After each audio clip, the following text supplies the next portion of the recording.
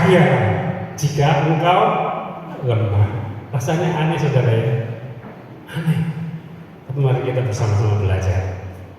Ya, kita baca dulu ayatnya sebelum kita masuk. 2 Korintus 12 ayat 9. Sehingga kita mulai paham mengapa dikatakan berbahagialah jika engkau lemah. Oke, kita baca sama-sama. 2, 3. Tetapi jawab Tuhan kepadaku, cukuplah kasih karunia-Ku bagimu, sebab justru dalam kelemahanlah kuasa-Ku menjadi sempurna. Sebab itu terlebih suka aku bermegah atas kelemahanku, supaya kuasa Tuhan turun menaungi aku. Nah saudara, di sini Paulus ingin mengatakan jika aku lemah, maka aku kuat. Dan saudara, oke, next. Hidup ini memang tidak hanya penuh dengan misteri. Hidup ini memang kadang-kadang banyak misteri. Kadang ada beberapa hal yang kita tidak tahu dalam kehidupan kita terjadi. Ya, kita tidak pernah tahu ke depan itu apakah kita masih dalam kondisi baik-baik saja? Belum tentu, karena kita tidak pernah tahu kehidupan kita di depan. Tetapi kehidupan kita itu bukan hanya penuh dengan misteri, tetapi juga paradok. Kita lihat paradok itu apa sih gitu ya? Saya akan berikan contoh saudara, karena banyak pengajaran Tuhan Yesus itu kadang-kadang susah dicerna. Paradok itu adalah sesuatu hal yang kelihatannya berlawanan, tetapi mengandung kebenaran. Itu paradok. Sesuatu yang bertentangan, bertabrakan, tetapi mengandung kebenaran. Nah, kita melihat lagi kemudian berbahagialah orang yang dianiaya. Saudara, luar biasa ya Tuhan Yesus mengajarkan itu. Berbahagialah orang yang dianiaya. Sekarang di sini adakah orang yang mau dianiaya dan berbahagia? Ada. Tapi kita malah melihat Tuhan Yesus mengatakan dengan lengkapnya, berbahagialah orang yang dianiaya karena namaku. Artinya berbahagialah orang yang dianiaya karena dia tetap mempertahankan kebenaran di dalam hidupnya. Amin. Nah, saudara, di sini kita melihat paradok itu. Tuhan akan mengatakan, berbahagialah jika engkau tetap mempertahankan hidupmu tetap benar di hadapan Tuhan. Walaupun untuk itu seringkali kita mengalami penganiayaan. Amin. Hari ini kita belajar dari Rasul Paulus. Saudara, kita belajar bagaimana ia melihat kelemahan di dalam dirinya sendiri. Kelemahan dan kekurangan dalam dirinya. Rasul Paulus mengatakan karena seizin Tuhan loh. Kalau sudah seizin Tuhan, saya percaya Tuhan itu bukan orang yang iseng yang suka melakukan sesuatu tanpa maksud. Amin. Tetapi Tuhan adalah Tuhan yang punya setiap rencana di dalam saudara, di dalam kehidupan sampai jangka panjang. Aku akan bermegah akan kekurangan itu karena itu diizinkan Tuhan. Berarti, nah, Tuhan punya rencana di dalam kehidupannya. Nah, saudara, bagi Rasul Paulus, ia menjalani dengan sukacita dan bahagia. Ini paradok, saudara. Ketika aku habis senang berada di dalam kelemahan, supaya aku kuat, ini paradok sekali dalam hidup ini. Aneh. Tetapi kita bisa melihat kebenaran ini. Rasul Paulus bisa sukacita dan berbahagia. Ia menyadari bahwa semua kelemahan, kekurangannya, dan pencobaan yang dialami adalah seizin Tuhan. Amin. Saudara, ketika kita sedang mengalami hal-hal yang buruk dalam hidup kita yang kita tidak ingin terima, sebenarnya Tuhan sedang mengarahkan hidup kita untuk sesuai dengan rencananya. Apakah Tuhan pernah merancangkan kecelakaan buat kita? Tidak. Hanya kita belum mengerti hari ini. Ya. Jadi dia ingin mengarahkan kita dalam rencananya. Melalui kelemahannya, Rasul Paulus bisa melihat kuasa Allah menjadi sempurna. Bagaimana disediakan sempurna? Mari nanti saya jelaskan. Kita baca ayatnya dulu. 2 Korintus 4 ayat 7. Ya. Kita baca sama-sama 2 Korintus 4 ayat 7. Oke. 2, 3. Tetapi harta ini kami punyai dalam bencana tanah liat, supaya nyata bahwa kekuatan yang berlimpah-limpah itu berasal dari Allah, bukan dari diri kami sendiri. Sekarang Rasul Paulus menyatakan kebenaran pengalamannya, sehingga aku sekarang ini bisa melewati segala penderitaan, segala sesuatu yang sulit untuk memberitakan kebenaran firman Allah. Bukan kekuatanku yang melimpah-limpah, tetapi kekuatan Allah yang mengalir dalam hidup saya sempurna. Amin. Kelemahan yang Tuhan izinkan terjadi dalam kehidupan Rasul Paulus tidak bisa menghambat keberhasilan Rasul Paulus yang akan dipakai oleh Allah sesuai dengan rencananya. Jadi kelemahan saudara tidak akan pernah bisa menghambat keberhasilan kehidupan saudara ketika saudara diarahkan oleh Tuhan di dalam rencananya yang penuh dengan kebaikan. Amin.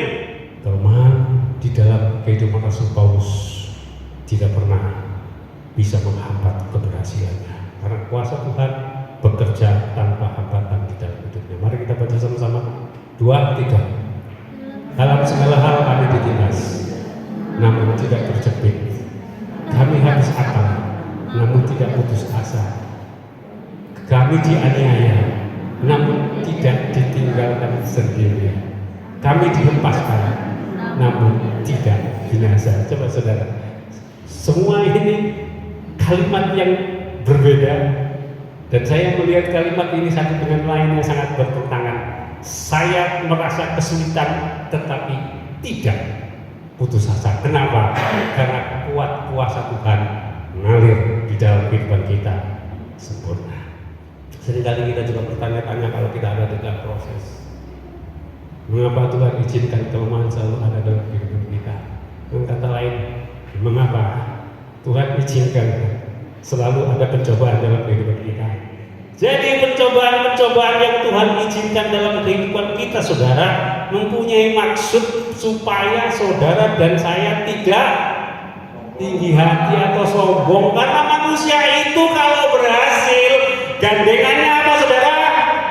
Sombong. Kalau dia gagal, gandengannya rendah hati, gitu loh. Kalau dia gagal, dia ngomong, aduh, aku gaduh, kalau jadi yang gagal terus, gitu ya. Tapi kalau saudara berhasil, sombong ini, lega ini gak berhasil, saudara. Jangan lupa, kesombongan itu tidak peduli dia ada di dalam orang kaya atau orang miskin. Kesombongan itu tetap ada di dalam setiap manusia. Amin. Supaya kita selalu mencari Tuhan. Saudara, orang yang selalu mencari Tuhan itu orang yang dalam badan kuat atau dalam badan nelongso? Saya tanya kepada saudara. Ya, orang yang senang mencari Tuhan itu orang keadaannya yang tidak baik-baik saja atau nelongso. Karena kalau kenapa Tuhan tidak kasih saya kaya, gitu saya mikir, ya kan? Kalau saya kaya, saya nggak mau lagi melayani saudara. Loh, jadi saya nggak dikasih kaya, gitu loh. Jadi saya bersyukur kepada Tuhan dan saya bisa melihat kebenaran Rasul Paulus. Aku merasa bersuka cita dan berbahagia ketika aku dalam kelemahan. Amin. Yang ketiga, supaya kita selalu bisa bekerja sama. Saudara, orang yang bisa kerja sama itu dibutuhkan satu syarat yang sangat penting. Apa namanya? Rendah hati. Kalau tidak rendah hati, saudara nggak akan bisa kerja sama. Tidak ada orang yang tidak akan kerja sama. Dan orang kerja sama itu dibutuhkan rendah hati. Kalau tidak rendah hati, kerjasama itu bubar, saudara. Kenapa? Ya, saudara bisa tentukan sendiri. Pasti bubar kalau kerjasama itu tanpa rendah hati. Itu ya. Jadi kalau kita kerjasama, kita bisa melakukan pekerjaan Allah. Dan kita lihat Rasul Paulus itu tidak bekerja sendiri, dia punya jaringan. Saudara tahu Timotius itu anak rohaninya, bekerja bersama, dia diputus mengembalakan oleh Rasul Paulus ketika Rasul Paulus di penjara. Dia bekerja sama dengan Titus, dia bekerja sama dengan Aquila dan Priscilla. Loh, Dia bekerja dengan banyak lain, dia punya jaringan-jaringan. Saudara, gereja itu juga bekerja sama dengan orang satu sama lain. Dasarnya adalah kita mau rendah hati. Kalau kita tidak rendah hati, nggak bisa. Kenapa? Karena kita pasti mendahulukan kepentingan diri kita sendiri.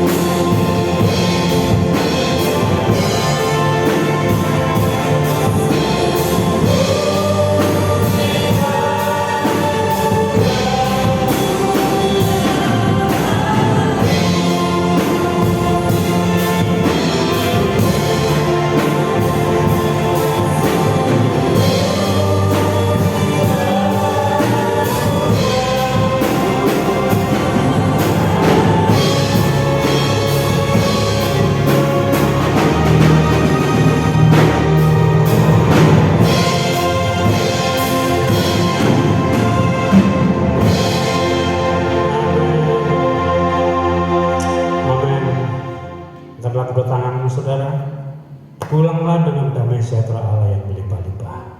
Dan kekuatan Allah yang melimpah-limpah akan menopang kehidupan saudara dan saya.